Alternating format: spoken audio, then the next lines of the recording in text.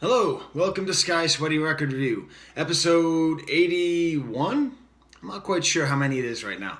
It's the internet's only first listen, no editing, first take, new music review show hosted by a French professor immediately after leaving the gym. So, today I'm going to be reviewing Eric Taxxon's new album, Wavetable. I reviewed an album of his about 2 months ago, and it's thanks to a sweatshirt superfan Emmanuel Macron, 2002, he sent me a message saying, "Hey, Eric Taxxon released something new. You wanted someone to say whenever he released a new album." So that's what I'm going to do, and I'm going to explain that I'm actually going to be reviewing all of Eric Taxxon's music from this point forward. It turns out I missed one. This dude released an album in between. So I guess he releases one every month. I don't know what it is. But I want to tell you why am I going to review every single Eric Taxxon album. First of all, I believe there's something there. I believe there's potentially a great artist in Eric Taxxon's music. The way that he releases music is not the way that I'm used to. It's not the way that I'm accustomed to. You know, I'm very much in the mode of listening for the next great album. You know, I want the next Random Access Memories, the next Pet Sounds, okay? Like, that's what I'm looking for. Like, the genius masterpiece production. But that's the old system. I don't think that we're going to be experiencing great music that way very often anymore. I think what we're moving towards is much more of a repeated content form of musical release. Obviously, everything goes back to Kanye. He figured it out. That's why he released 5 albums over the summer. And I don't think that even he, who's released 4 or 5 great masterpiece albums, is going to be doing that going forward. I think we're just in the mode now of basically, in the words of Comedy Bang Bang, slinging content, putting it out there. That's the way that art is consumed, and that is the way that art is best monetized at this point. I mean, I see it as an outcropping of YouTube, you know? Part of the reason why I do this show 3 times a week is because I know if I do it 3 times a week, I'll get fans. I mean, apparently pretty slowly, because it was going really well before, and now just no one watches my channel anymore. It's all right. I don't do it for them. But I know that if I have any chance of getting an audience, it's going to be because I keep releasing over and over and over again. And sure, I could do something amazing like Polyphonic does, where, you know, everything's edited and beautiful and the deepest thoughts and put together with the music and the graphics. But I don't have a full-time job free. You know, I'm a French professor. I really am. So I thought, well, hey, if I just keep releasing content, eventually I'll get a following. Now, that sounds kind of spooky to me, you know, as an old guy, you know, thinking, well, this is the way music is going. This kid out of Santa Cruz is just going to be pumping out albums once a month, and where's the artistry? Where's the craftsmanship? And it's funny because, you know, last week I reviewed deadmau5, which is another electronic album. You know, this album, Wavetable, is a mostly electronic album. And I was explaining how it was different than something like deadmau5. You know, deadmau5 releases an album, a couple albums a year. But it's different. I feel that whatever Eric Taxxon's doing, and I assume there's other people like him on Bandcamp. You can't get this on Tidal. You can only get this on Bandcamp, I think. Maybe YouTube. I don't know. It's not like deadmau5, where it's like he knows that he's going to make $1 million off of every album, so he has to make an album every year in order to make $1 million every year. Nor is it like Modeselektor, where it's like they're trying to create the pet sounds of electronic music. Instead, it's like somewhere kind of in between, where it becomes like a high-quality YouTube show, you know? Like, actually just yesterday, I was rewatching one of my favorite videos from H Bomber Guy, which I think is how I ended up discovering Eric Taxxon in the first place. And at the end of the video, actually about the globe, Hail Sobek, Eric Taxxon's song came on. I was like, hey, sweet, I'm in sync with this kind of world. But in a similar way, like, the best documentaries, the best think pieces are not like these 45-minute, hour-long, year-long, full studio thing. It's these things that are made in people's bedrooms and made in people's houses with minimum creation, with minimum time for creation. So that's why I'm going to be reviewing every Eric Taxxon album for the whole year. And then in December, I will treat it all as one album. Like, what was the Eric Taxxon 2019 album? Because it seems as though everything he does is in a different mode and is in a different mood. So this album, he refers to on Bandcamp as 6 Flavors of Steel.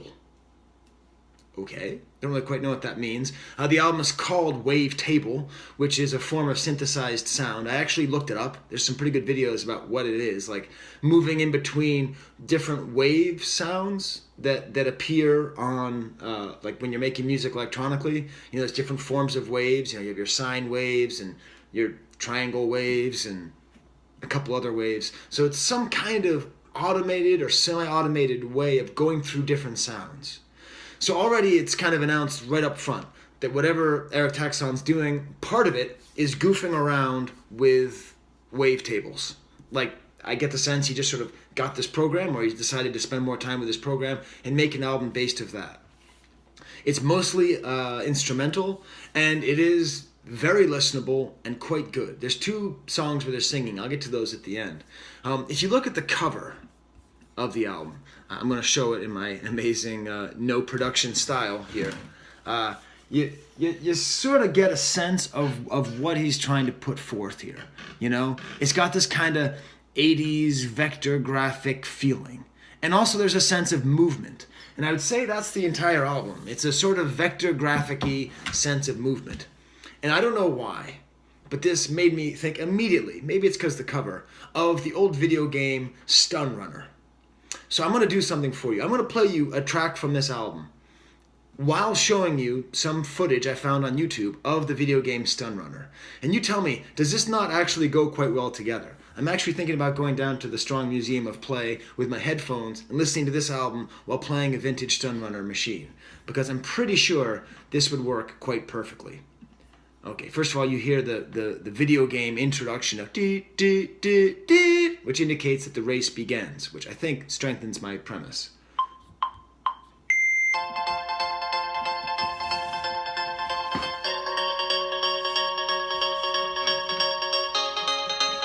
Is that... It's stalling, isn't it? Son of a... Come on.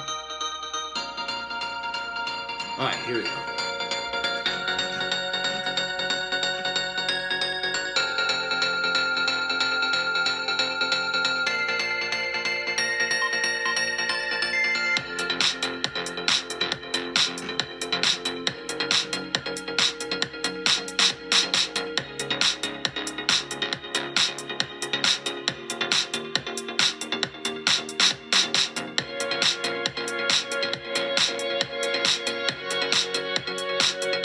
You're welcome, dude. I just made you a sweet music video.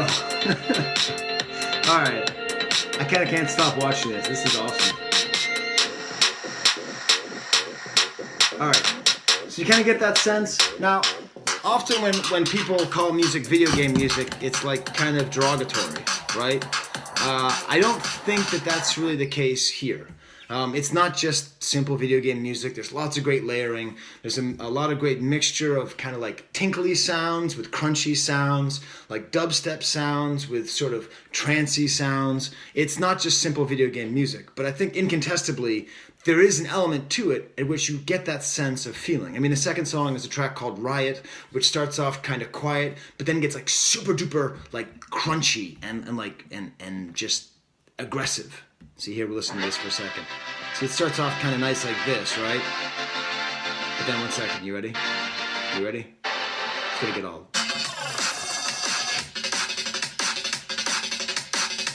So, it's not just like trying to set one mode or one mood. But throughout the entire thing, you get the sense almost of play, that he's playing around with these sounds and how do they work. And for the most part, actually no, for the entire part, it's great. As far as the rest of the instrumental tracks go, there's only 6 tracks on this album. I think I understand what he means by 6 different flavors of steel. There's an overriding kind of metal feel to this, not like heavy metal, but like metallic sounds. And even when the sounds are soft, they feel like bells. And then when they're harsh, they sound kind of like machines. There are 2 songs with singing. One of them is called Ordeal Day, which feels like a little bit like his Little Spoon, which is the last one I reviewed. Very personal. I don't know if this guy listens to the Mountain Goats. He reminds me a lot of the Mountain Goats. So if you don't know the Mountain Goats, they are. I think the guy's still around. Just this dude who sings very personal songs on an acoustic guitar. And he used to release like 3 or 4 albums a year as well. Maybe he still does. I don't know. But the voice is very kind of similar. And it's fun having computer music that's also very personal. Because generally computers are, they alienate us from each other. But through this, like, they actually get connected and get a kind of sense of what that sounds like here. Of that kind of, his sort of voice. Only I can see my way. Far out my field of vision, dancing like the god. My heart will take my dreadful thoughts out of this. Why do I feel so tired if I never play a part? So in there you have that voice, which I think could be aggravating to a lot of people, just because it sounds very personal. It sounds very intimate, and sometimes very intimate voices aggravate people because they don't want to be inside someone's head. But mixed in with there, like kind of like that nice lead synth line there, if you hear that in the background. My career runs in my head. How does the scene go so slow? So it's not just the voice, it's also quite well produced. And then there's the song Nothing Is Lost. And I don't know what to make of this song. This has someone else singing. It's got I believe it's a woman singing, although my record of knowing when it's a woman singing is like not good. So a human being singing with a voice that I assume is female has kind of a Susie and the Banshee kind of goth sound, but at the end it becomes really operatic. And he does something interesting in the production of this song where, there's just kind of singing and it's kind of standard.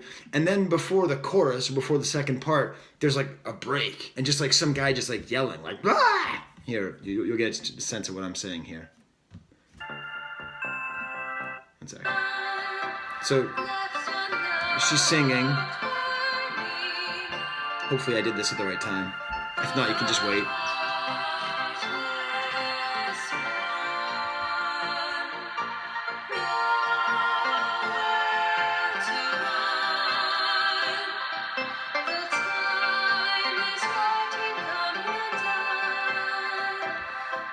Okay, I definitely went too early this time. Here we go.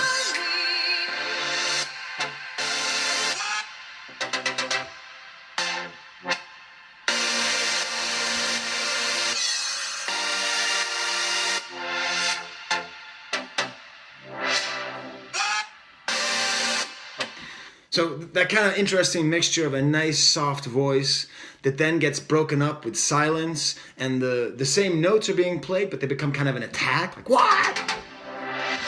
So, I don't know. My initial take on this song was I don't like it, and then I listened to it a couple more times. Now my take is I like it, so I might end up loving it. I don't know.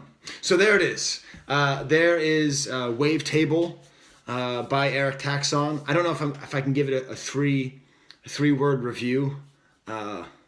Stun Runner music. That's pretty good, because Stun Runner is a really good game. It's interesting and it's fun and it moves and it's underappreciated as a game. All right, so there's my review. Oh, one more thing. While I was listening to it, there's this famous guy at the gym. I just have to talk about my gym characters. I call him the smoking man because he comes in immediately after smoking a cigarette, and no one smells as gross as someone who just smoked a cigarette. And he comes in, and then he works out on one of these elliptical machines, and then he's not in shape, by the way. He's got a gut, and he pulls his shirt up over his tummy so that his gut is sticking out, and he's sitting there, and he's just the worst. Like, dude, I don't care if I see your tummy, but like, wear a midriff shirt or something, and don't smoke right before getting on. Ugh. All right, until next time, when I review something that's not Eric Taxxon, there's the camera. Hail Sobek.